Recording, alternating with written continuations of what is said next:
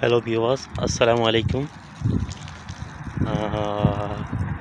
আসলে আজকে আমি খুবই আনন্দিত যে আজকে আমি এক জায়গায় কাজ করেছি।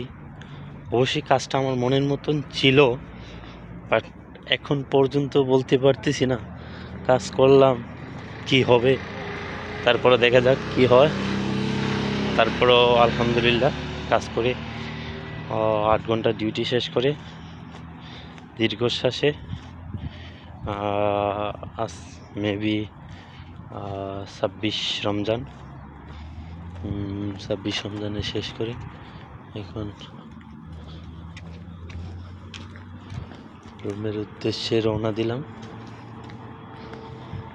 এই আজকের দিনের কর্মসূচি। আসসালামু আলাইকুম ওয়া রাহমাতুল্লাহ।